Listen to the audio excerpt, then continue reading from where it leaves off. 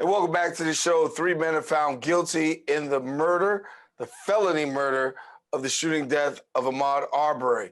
Also in other news, the jury declared Kyle Rittenhouse not guilty on the 5 charges he faced after fatally shooting 2 people and wounding a third in the night of unrest in Kenosha, Wisconsin, after 27 hours of deliberation over the course of 4 days. Joining us now to share more is the founding CEO of Atlas, Michael Blake. And Michael, good to have you here with us as well. And, a trying time because on one side you've got what some feel is justice on one side, injustice on the other. Just give me your thoughts as what you know. Daren, always good to be with you. And of course, we're grateful for everyone in their leadership. You know, it is definitely hard to ignore the deeper dynamics that are happening still in our society. And as Brother Reverend Senator Warnock said, we're battling 2 pandemics of COVID-19 and COVID-19. And these cases are another reflection of that.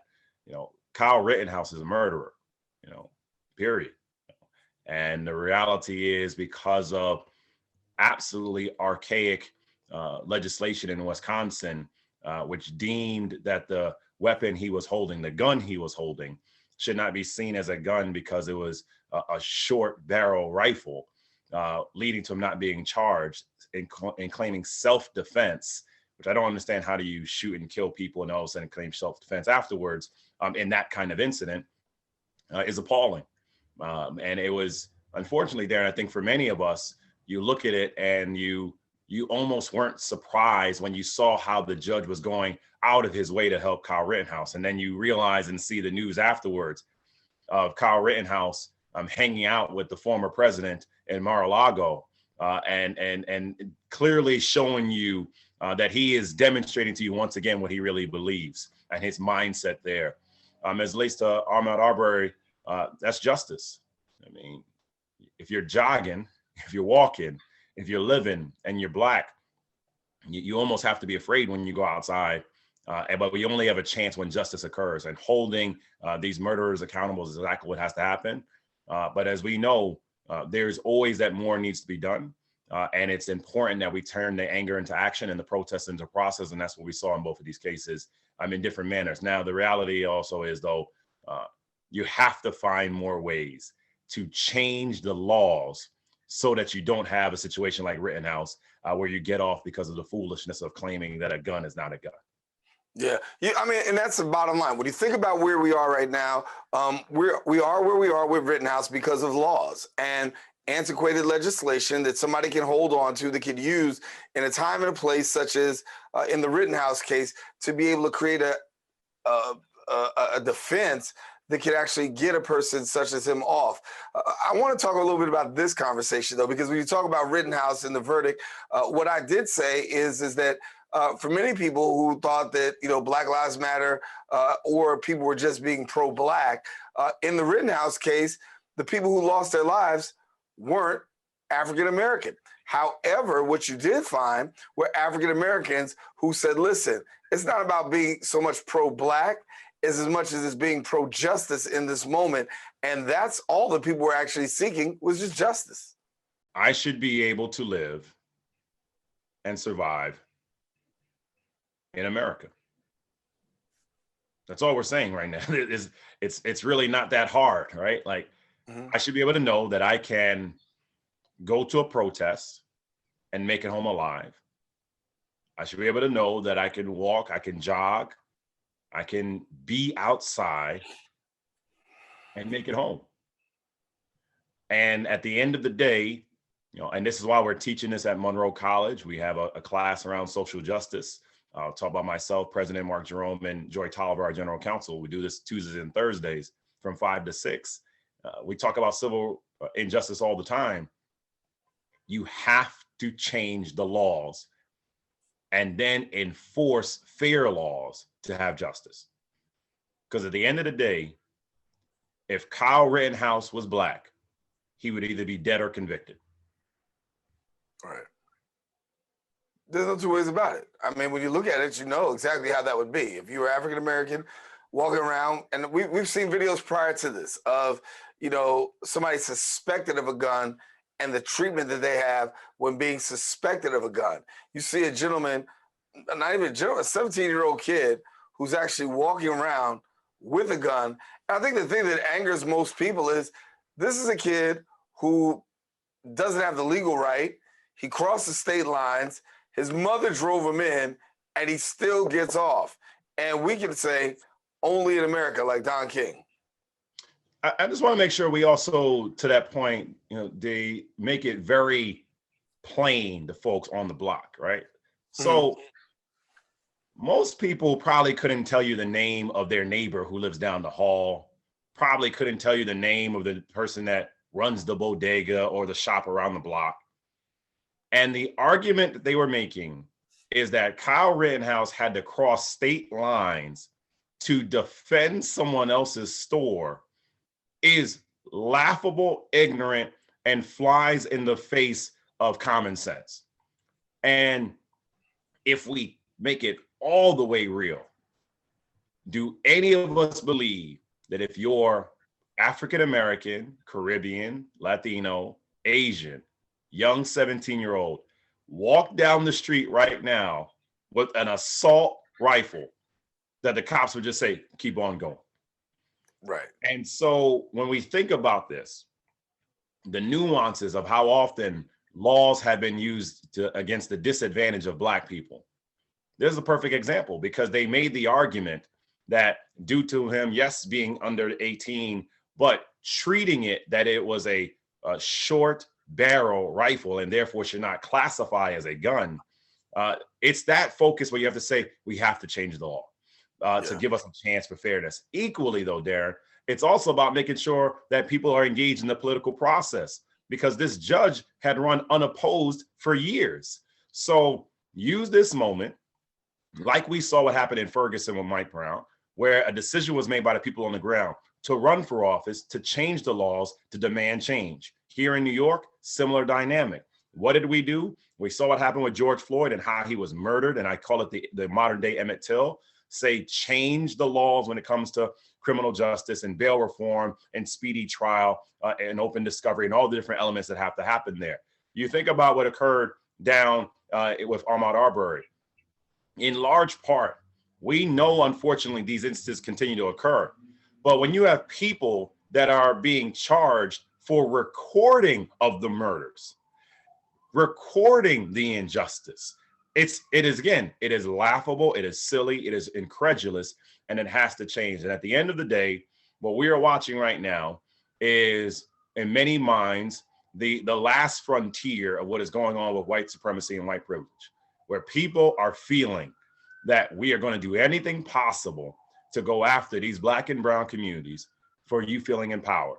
If you believe that I'm wrong with that, ask yourself, if your child was Kyle Rittenhouse, would he be home alive right now? Yeah. And, I want to talk a little bit further about the details of the case. I'll go to the Arbery case, where you have,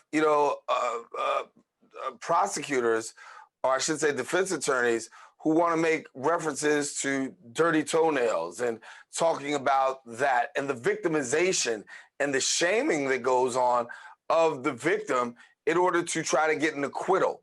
And when it comes to, people in communities of color, we have to be prepared, unfortunately, for this kind of victim shaming that is all too unfortunate, all too heinous in some senses, to know that, I remember Trayvon Martin having to go through the same thing, that anytime that there is a case that it really involves an African-American and people in communities of color, and you're going up against the establishment, so to speak, and a white person, there always has to be this case of victim shaming, which I want you to speak to. So I should never be in a space where you're making me feel bad after you hurt me. Right. And so when we watch what is happening right now, the fact that I'm afraid if I'm recording what happened with Eric Garner, I'm afraid when I'm recording what's happening with George Floyd, I'm afraid in what's happening with these different accounts. What mindset are we communicating to the people if we're saying to you, don't be transparent when it comes to justice? And so there has to be protections in place for those that are willing to be the whistleblowers when injustice occurs. There have to be the protections in place to say enough is enough. But it's also about just the mindset. And I think sometimes when we're talking about the recordings, when we're talking about what's happening in these different communities, let's just go back to the humanity. There are white men who decided, I'm going to kill this black man. Period. Fundamentally. Like, and I think at the end of the day, when we start like ignoring the other mindset of this, right? We see what happened with George Floyd. A white male cop kept his knee, knowing that this could hurt, damage, destroy, potentially kill a black man, and he thought that was okay. And at the end of the day, it is time for us to put more attention and hold the oppressor accountable rather than the oppressed.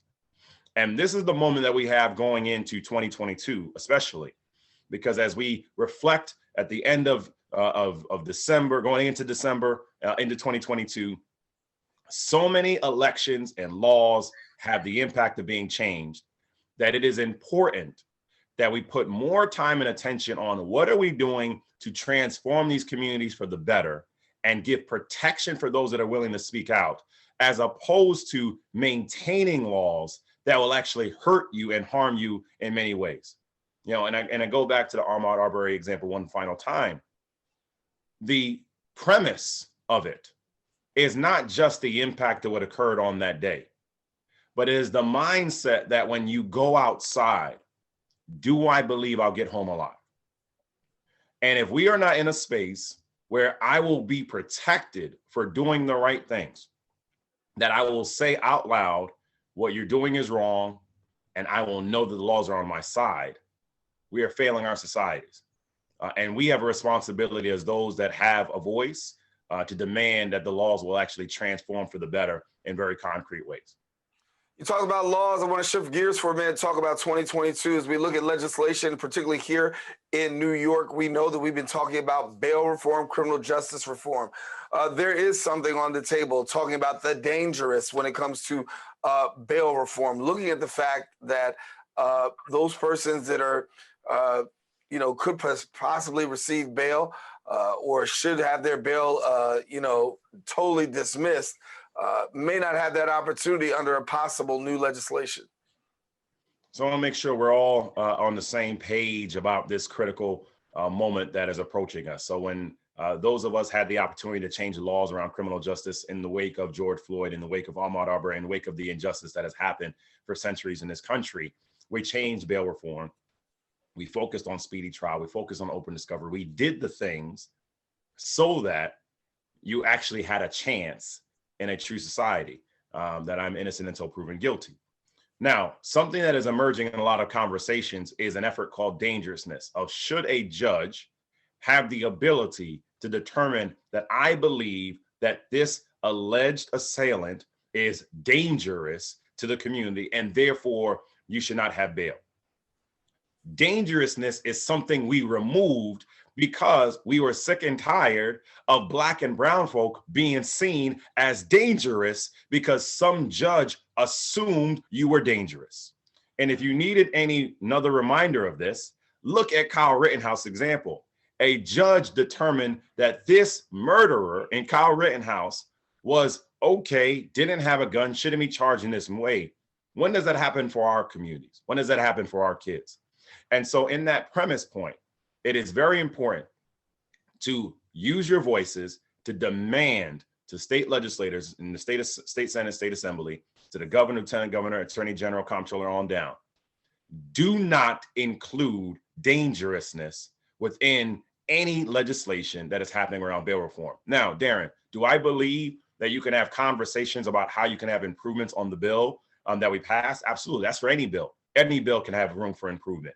Specifically, do I think that there are some very serious charges that absolutely should be considered in terms of what happens in providing bail? Yes, I think that's a very fair conversation that has to happen. But let's be very clear. Anyone who says that they support a judge having the ability to assess dangerousness is going to lead to Black and Latino people going to jail.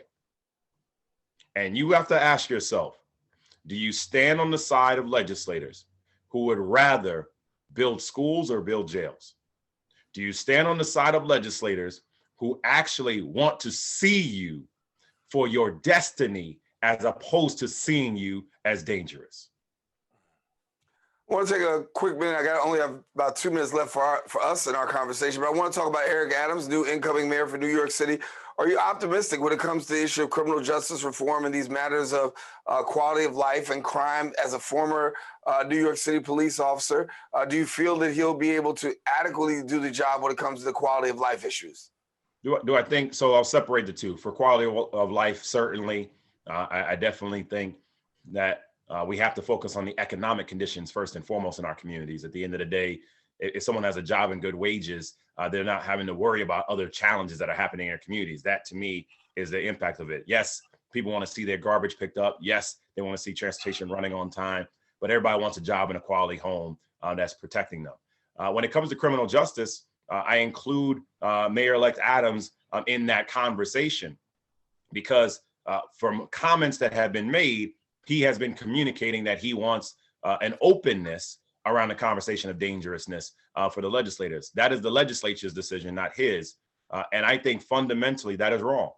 I think it is absolutely wrong to go down the road in any manner of doing that. That said, we need to focus on changing the conditions for these young brothers, young sisters, before they are being incarcerated, before they're interacting with the cop. And so to me, addressing how do you have greater opportunities as it relates to food security in our communities makes things easier. Addressing what's happening so you have an opportunity for home ownership and to have those protections of not having to be evicted. Addressing what's going on with your schools so you actually have true hybrid learning. All those pieces make it easier so we're not talking about that kid interacting with the criminal justice system. And lastly, work with the legislators to say, what are we doing to actually give these communities a chance so that if you do interact with the criminal justice system, you're not feeling like you're a lost cause. You should not make it easier for Kyle Rittenhouse to get off and then get off a plane to go visit Donald Trump. You should be making it easier for Black and brown kids that live in New York to have a second chance. Yeah. Michael Blake, we're going to leave it there, brother. But of course, always good to have you here on the show. And of course, happy holidays to you. Hope to catch you in the new year so we can discuss this and a whole lot more. Thanks, bro. Absolutely, Darren. Blessings to your family. Happy holidays to everyone.